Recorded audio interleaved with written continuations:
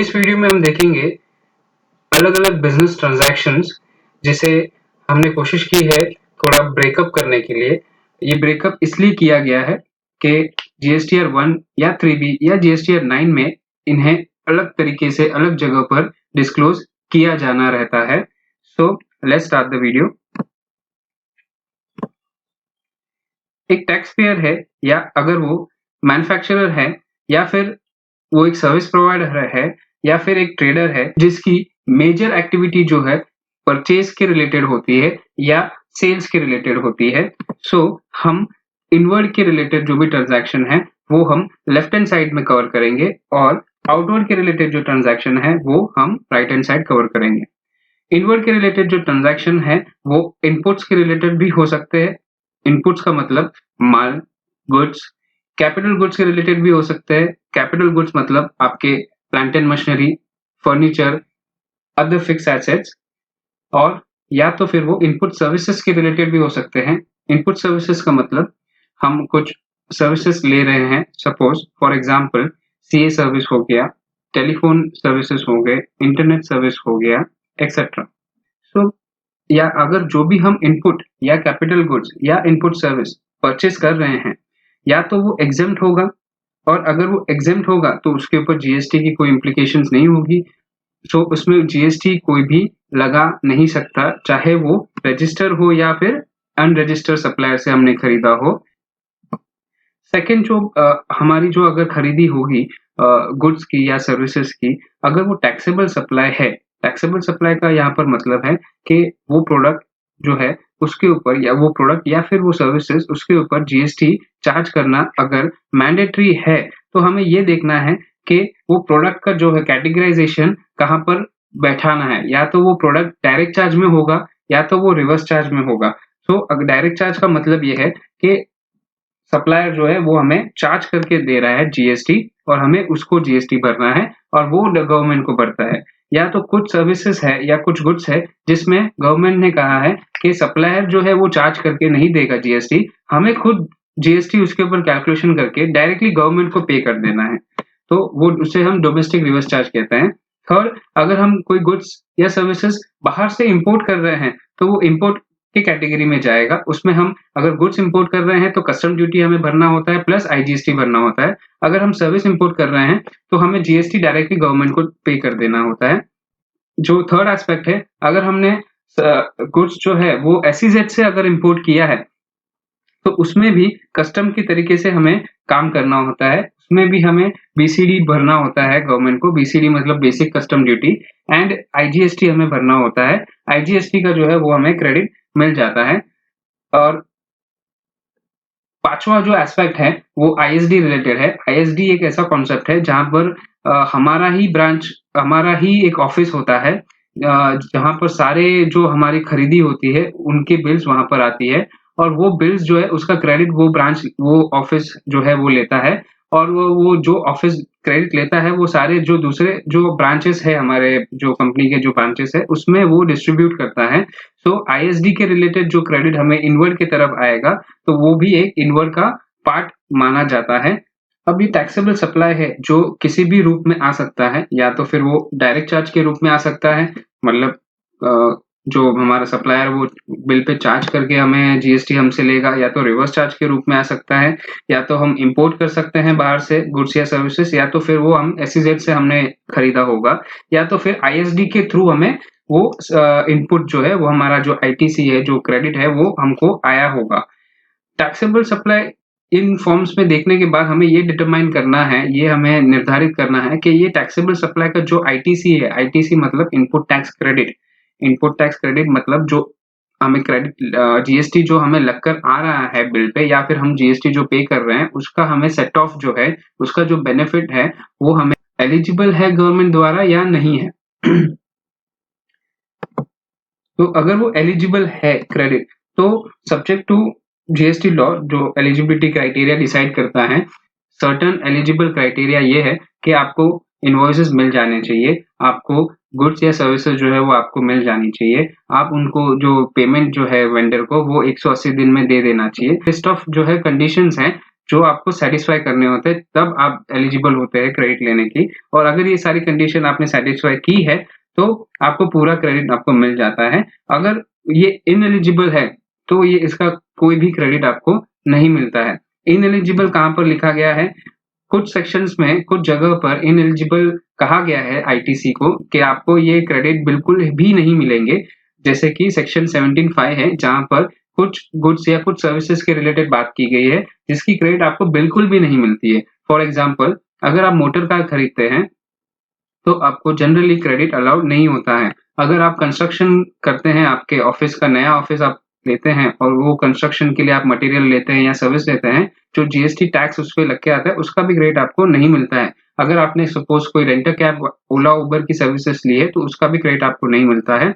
अगर आपने कोई रेस्टोरेंट से कुछ खाना मंगाया, उसके ऊपर भी जीएसटी लग कर आया है, तो उसका क्रेडिट भी आपको बिल्कुल भी नहीं मिलता है। और सबसे लास्ट, कोई भी आपने गुड्स या सर्विसेज ली है और वो आपने यूज की है कुछ एग्जेम्प्ट सर्विस प्रोवाइड करने के लिए, जिसके ऊपर टैक्स नहीं लगता है, मतलब आपका जो सेल्स है उसके ऊपर टैक्स नहीं लगता है, तो सारा जो आपके इनपुट पे जो भी जीएसटी लग के आ रहा है, उसका भी आपको क्रेडिट नहीं मिलता है। तो ये कुछ सिनारियोज है जहाँ पर आपको क्रेडिट नहीं मिलता है। और कुछ स्पेसिफिक नोटिफिकेशन के द्वारा भी कहा गया है कि आपको, अगर ये आप ऑप्शन अवेल करते हैं, तो आपको क्रेडिट नहीं दिया जाता है। For example, rent a cab में आपको दो जो स्कीम है वो प्रिस्क्राइब की गई है, एक तो 5% या फिर एक तो 12%। और जीटीए सर्विस प्रोवाइड में उसमें दो स्कीम दी गई है। एक तो या तो अगर 5% में आप टैक्स भरना रेडी हो, तो आपको कोई भी इनपुट की तरफ आपको क्रेडिट नहीं मिलेगा, और अगर आप 12% में टैक्स भरना चाह रहे हो, तो आपको इनपुट की तरफ क्रेडिट मिलेगा। तो ऐसे सिनारियो में भी इनपुट का जो है क्रेडिट वो नहीं मिलता है, वो इनएलिजिबल हो जाता है। अगर ये एलिजिबल है, तो फर्दर आपको डिवाइड करना होता है ये आईटीसी। ये आपको देखना होता है कि ये जो आपने सर्विसेज या गुड्स जो आपने लिया है, जो परचेज किया है, जो आपके परचेज की तरफ दिख रहा है, वो आपने यूज किसके लिए किया है? तो अगर ये आपने यूज जो है वो टैक्सेबल के लिए किया है, मतलब आपके जो आउटवर्ड सप्लाई आप जो दे रहे हो, वो अगर टैक्सेबल इन नेचर है, जिसके ऊपर जीएसटी लगता है पूरे फुल रेट के ऊपर, और उसके लिए आपने ये यूज किया है, तो आपको 100% उसका क्रेडिट मिल जाता है। और अगर इसमें इसमें आपने टैक्सेबल के लिए यूज नहीं किया है, टैक्सेबल प्लस एग्जेम्प्ट के लिए यूज किया है, तो आपको प्रोपोर्शनेट क्रेडिट मिलता है। और अगर फुल्ली एग्जेम्प्ट के लिए यूज किया है, तो वो इनएलिजिबल क्राइटेरिया में चला जाएगा। तो इन शॉर्ट, अगर मैं इनपुट की तरफ अगर समराइज करूं, तो हम जो भी खरीदी करते हैं, वो गुड्स या फिर सर्विस जो होगा, वो एग्जेम्प्ट होगा या तो टैक्सेबल होगा। अगर एग्जेम्प्ट होगा, तो आपने किसी से भी खरीदी की हो, अनरजिस्टर्ड डीलर हो या फिर रजिस्टर्ड डीलर हो, तो वो एग्जेम्प्ट ही रहेगा। सपोज फॉर एग्जांपल, आपने गेहूं, चावल या फिर कोई एग्रीकल्चर की प्रोडक्ट्स है, या तो फिर कोई ऐसा आइटम है जिसके ऊपर टैक्स बिल्कुल भी नहीं लगता है, तो वो रजिस्टर्ड पर्सन से आपने किया, खरीदी की हो या फिर अनरजिस्टर्ड पर्सन से किया हो, वो हमेशा के लिए वो एग्जेम्प्ट ही रहता है, तो उसके ऊपर कोई इम्प्लीकेशन नहीं होता है टैक्सेस का। और अगर कोई ऐसा प्रोडक्ट जो टैक्सेबल है, जिसके ऊपर टैक्स गवर्नमेंट ने कहा है जो इसमें लगना चाहिए, फॉर एग्जांपल लैपटॉप है, चेयर है, फर्नीचर है, कंप्यूटर्स है, या फिर आपका डोर्स है, लाइट्स है, ऐसे सारी चीजों के ऊपर टैक्स लगता है, तो हमें ये देखना होता है कि ये टैक्स भरता कौन है। अगर सामने वाला जो वेंडर है वो चार्ज करता है हमें, और हम उसको देते हैं और वो गवर्नमेंट को भरता है, तो उसे डायरेक्ट चार्ज कहते हैं। और अगर वो सामने वाला वेंडर जो है वो चार्ज नहीं करता है, क्योंकि गवर्नमेंट ने कहा है कि उसे उसे चार्ज नहीं करना है, हमें जो रिसिपिएंट है उसको ही डायरेक्टली गवर्नमेंट को देना है, तो उसे रिवर्स चार्ज मैकेनिज्म कहते हैं। तो वो एक बाइफरकेशन हो सकता है। तीसरा, इंपोर्ट हम कर सकते हैं बाहर से गुड्स और सर्विस का। चौथा, या तो फिर हमने एसईजेड से माल जो है वो खरीदा है या सर्विसेज ली है। और पांचवा, इनवर्ड की तरफ हमारा जो क्रेडिट आ रहा है, वो या तो हमारा एक आईएसडी ऑफिस है, वहां से हमें क्रेडिट फ्लो हो रहा है। क्रेडिट, ये सब बाइफरकेशन होने के बाद हमें ये देखना है कि ये जो टैक्सेबल सप्लाई से जो हमारा क्रेडिट जमा हुआ है, वो एलिजिबल है या इनएलिजिबल है। अगर वो इनएलिजिबल है, वो क्रेडिट हम नहीं ले सकते हैं, तो वो पूरा क्रेडिट जो है वो आपका लैप्स हो जाता है। और अगर वो एलिजिबल है, तो आपको ये चेक करना है कि वो जो क्रेडिट है वो हम यूज किसके लिए कर रहे हैं, टैक्सेबल आउटवर्ड सप्लाई देने के लिए, या फिर taxable plus exempt outward supply के लिए। अगर वो टैक्सेबल आउटवर्ड सप्लाई के लिए हम यूज कर रहे हैं, तो उसका 100% क्रेडिट मिल जाता है। अगर हम उसको taxable plus as well as exempt supply के लिए यूज कर रहे हैं, तो उसका प्रोपोर्शनेट क्रेडिट मिलता है। टर्नओवर का जो रेशियो होता है, उस हिसाब से उसका क्रेडिट हमें मिलता है। इसके लिए मैं एक एग्जांपल लेता हूँ यहाँ पर, कि सपोज़ करते हैं कि एक हमने गाड़ी खरीदी है, जो गुड्स कैरेज वाली गाड़ी है और वो हम यूज़ करके जीटीए की सर्विस दे रहे हैं, जिसमें हम 12% जीटीए का जो फुल रेट है, वो चार्ज कर रहे हैं। तो जो गाड़ी हमने खरीदी है, उसके ऊपर जो भी जीएसटी लगता है, सेस लगता है, उसका क्रेडिट हमें मिल जाता है। सपोज़ हमने हमारा जो ऑफ़िस है, वो हमने रेंट पे लिया है। तो रेंट पे जो जीएसटी लग के आ रहा है, उसका भी क्रेडिट हमें पूरा मिल जाता है क्योंकि हम जीटीए सर्विस फुल रेट वाली हम दे रहे हैं। सपोज़ ये सर्विस देने के दौरान हमें एक ऑर्डर आता है, कोई एक दूसरा जो टैक्स पेयर है, जो जीटीए का ही काम करता है, गुड्स ट्रांसपोर्ट एजेंसी का ही काम करता है, उसने हमारा जो गाड़ी है, वो भाड़े पे माँगा है। तो जीएसटी में एक एक्ज़म्पशन है, अगर एक जीटीए दूसरे जीटीए को गाड़ी भाड़े पे देता है, तो उसे वो एक्ज़ेम्प्ट सर्विस में माना जाता है, उसके ऊपर कोई टैक्स नहीं लगता है। सो इस केस में हम ये देखेंगे कि जो हमारी जो गाड़ी है, वो दोनों चीज़ के लिए यूज़ हुई है। पहले तो एक तो जीटीए ट्रांसपोर्टेशन एक्टिविटी के लिए यूज़ हुई है और दूसरा एक एग्ज़ेम्प्ट सर्विस प्रोवाइड करने के लिए यूज़ हुई है। इस सिनेरियो में हमारा जो गाड़ी है वो दोनों के लिए यूज़ हो रहा है, टैक्सेबल सर्विस देने के लिए भी और एग्ज़ेम्प्ट सर्विस देने के लिए। इसीलिए जो कैपिटल गुड्स का जो हमने क्रेडिट लिया है, वो हमें प्रोपोर्शनेट ही अवेलेबल होगा और जो भी हमने रेंट सर्विस भी लिया है, वो भी दोनों के लिए यूज़ हुआ है। मतलब हम टैक्सेबल सर्विस देने के लिए भी हम उसे यूज़ कर रहे हैं और एग्ज़ाम सर्विस के लिए भी यूज़ कर रहे हैं। तो इसलिए उसका भी जो क्रेडिट होगा वो पूरा नहीं मिलेगा, वो प्रोपोर्शनेट मिलेगा। नेक्स्ट हम देखेंगे कुछ एक्सेप्शनल आइटम्स हैं जो इनवर्ड की तरफ आते हैं, जैसे कि ट्रान 1 एंड ट्रान 2 क्रेडिट। ट्रान 1 एंड ट्रान 2 क्रेडिट वो क्रेडिट होते हैं जो हमारे वैट या सर्विस टैक्स या एक्साइज़ के पीरियड में हमारे जो अभी तक हम उस टाइम पर हमने यूज़ नहीं किया था, वो हमारे क्लोजिंग बैलेंस में पड़ा हुआ है 30th जून 2017 में, जो हमने जीएसटी में ट्रांसफर किया है वो क्रेडिट थ्रू ट्रान 1, वो क्रेडिट भी इनवर्ड की तरफ हम यहाँ पर लेके चलेंगे। सेकंड जो आइटम है वो है आईटीसी 01, 02, 03 फॉर्म। ये कुछ आईटीसी फॉर्म्स हैं जहाँ पर हम क्रेडिट अवेल करते हैं जीएसटी में। थर्ड एस्पेक्ट है रूल 37 का अवेलमेंट, रिवर्सल और रीअवेलमेंट की बात करता है। ये क्लॉज़ ऐसा है कि अगर आपने वेंडर से सर्विसेज़ लिए या गुड्स लिए हैं, तो उसका क्रेडिट अगर आपने लिया है और वो वेंडर को आपने 180 दिन में पेमेंट नहीं किया है बिल्स के डेट से, तो आपको ये क्रेडिट जो है वो आपको रिवर्स करना होता है और जब भी आप उसको पे करोगे तभी आप अपना क्रेडिट ये ले सकते हो। और फोर्थ एस्पेक्ट है, अगर आपने आईजीएसटी का क्रेडिट सपोज़ सी और एस में ले लिया या फिर सी और एस का क्रेडिट अगर समझो आईजीएसटी में ले लिया, तो ये एक फाइनल एस्पेक्ट है जो इनवर्ड की तरफ जो है वो आ सकता है। आउटवर्ड के रिलेटेड, आउटवर्ड हमारा या गुड्स है या फिर सर्विस है, उसके रिलेटेड कितने अलग-अलग ट्रांज़ैक्शन हो सकते हैं। तो आउटवर्ड हमारा या तो एग्जेम्प्ट होगा या तो नॉन जीएसटी सप्लाई होगा। इन शॉर्ट उसके ऊपर जीएसटी नहीं लग रहा होगा, या तो टैक्सेबल इन नेचर होगा, मतलब उसके ऊपर जो है जीएसटी लगाना कंपल्सरी होगा। अगर वो टैक्सेबल इन नेचर होगा, तो या तो वो डायरेक्ट चार्ज में होगा या तो वो रिवर्स चार्ज में होगा। डायरेक्ट चार्ज का मतलब ये है कि हमें उसके ऊपर टैक्स जो है बिल के ऊपर चार्ज करना है और वो सामने जो हमारा क्लाइंट है उससे कलेक्ट करके गवर्नमेंट को पे करना है। रिवर्स चार्ज में ऐसा होगा कि हमें जो बिल हम इश्यू करेंगे उसके ऊपर जीएसटी हमें नहीं लगाना है, बल्कि हमारा जो क्लाइंट है वो उसके ऊपर जीएसटी खुद कैलकुलेट करेगा और खुद डायरेक्टली गवर्नमेंट को भर देगा।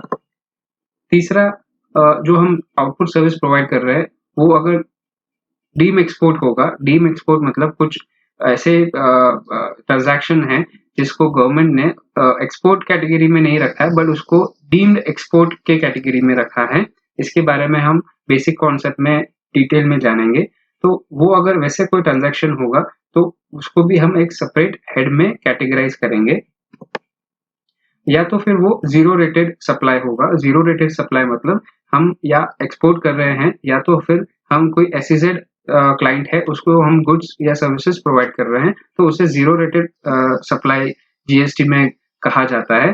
ज़ीरो रेटेड सप्लाई और एग्जेम्प्ट सप्लाई में थोड़ा-सा डिफरेंस होता है। ज़ीरो रेटेड में टैक्स तो होता है बट कुछ शर्तें आप अगर पूरी करोगे तो गवर्नमेंट उसको ज़ीरो रेट करके वो दे सकता है, एज़ एन इंसेंटिव वो आपको दे सकता है। ज़ीरो रेट सप्लाई जो है वो एक्सपोर्ट, अगर डायरेक्टली आप आउट ऑफ इंडिया एक्सपोर्ट करते हैं तो वो भी ज़ीरो रेट में क्लासिफाई कर सकते हैं हम। और या तो फिर हम अगर कोई SEZ को अगर हम सप्लाई कर रहे हैं गुड्स या सर्विसेज तो वो भी जीरो रेट में शामिल होता है। इसमें जीरो रेटेड में गवर्नमेंट ने 2 ऑप्शन दिए हैं, या तो आप टैक्सेस जो है वो आप पे कीजिए और उसका रिफंड लीजिए, या तो अगर आप टैक्सेस पे नहीं करते हैं तो आपको जो इनपुट के तरफ पे जो आपको क्रेडिट आए हैं उसके रिफंड मिलेंगे। टैक्सेस अगर आप पे करते हैं तो उसका मतलब ये नहीं होता है कि आप जो कस्टमर है आपके जो कस्टमर है उसको आप चार्ज कर रहे हैं जीएसटी। आपको जीएसटी कुछ भी चार्ज नहीं करना है आपके कस्टमर को। आपको खुद ही वो जीएसटी भर देना है और गवर्नमेंट उसका रिफंड दे देती है। और अगर आपको उस पे जीएसटी अगर आपको नहीं भरना है तो आपको एक एलयूटी या फिर बॉन्ड साइन करके देना होता है गवर्नमेंट को, जिसके द्वारा आपको इनवर्ड की तरफ इनपुट जो आपका क्रेडिट पड़ा हुआ है उसका आपको रिफंड दिया जाता है। अदर एस्पेक्ट जो होगा आउटवर्ड के रिलेटेड ये होगा कि आपको एडवांस अगर मिलता है तो अगर वो सर्विस के रिलेटेड एडवांस मिलता है तो उसके ऊपर भी आपको जीएसटी एडवांस मिलते ही आपको जीएसटी भर देना होता है। जॉब वर्क के रिलेटेड अगर हम बात करें आउटवर्ड में तो जॉब वर्क में अगर आप माल भेजते हैं उसे तो उस पर कोई जीएसटी नहीं लगता है। बट अगर वो अगर जॉब वर्क में अगर हमने माल भेजा है और वो प्रिस्क्राइब लिमिट के टाइम पीरियड पे अगर वो वापस नहीं आता है तो उसको माना जाता है कि वो आपने सप्लाई उसको कर दिया है और आपको जीएसटी भर देना होता है। थर्ड एस्पेक्ट अदर में ये होगा कि आपने अगर सपोज आईजीएसटी पे करना है और आपने सी और एस पे कर दिया, या फिर आपको सी और एस पे करना है लेकिन आपने आईजीएसटी गलती से पे कर दिया, तो उसका क्लासिफिकेशन या उसका डिस्क्लोजर हम कैसे करेंगे ये हम जानेंगे। सो दोस्तों इस वीडियो में इतना ही। नेक्स्ट वीडियो में हम मिलेंगे जहां पर हम देखेंगे प्रैक्टिकल एस्पेक्ट क्या क्या हमें ध्यान रखना है before filing GSTR 9। So video अच्छी लगे तो लाइक कीजिएगा, सब्सक्राइब कीजिएगा और शेयर जरूर कीजिएगा। देखने के लिए धन्यवाद।